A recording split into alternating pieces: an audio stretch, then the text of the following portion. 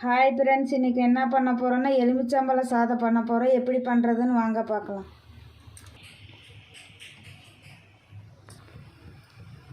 எண்ணெய் சேர்த்துக்கலாங்க,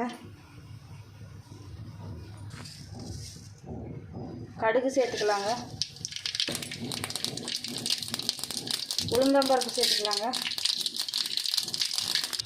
கடலைப்பருப்பு சேர்த்துக்கலாங்க, வேர்க்கடலை சேர்த்துக்கலாங்க,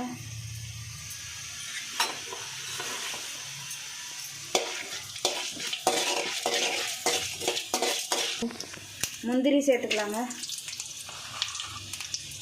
பச்சை மிளகாய் சேர்த்துக்கலாங்க, இது கூடவே காஞ்ச மிளகாய் சேர்த்துக்கலாங்க, கருவேப்பிலை சேர்த்துக்கலாங்க, கொஞ்சமாக பெருங்காயம் சேர்த்துக்கலாங்க, மஞ்சத்தூள் சேர்த்துக்கலாங்க, கொஞ்சமாக உப்பு சேர்த்துக்கலாங்க, எலுமிச்சம்பழ சாறை சேர்த்துக்கலாங்க.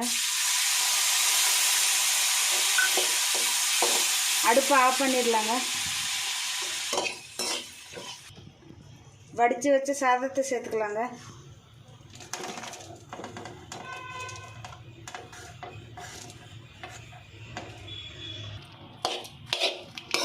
நல்லா கலந்து விட்டுக்கலாங்க.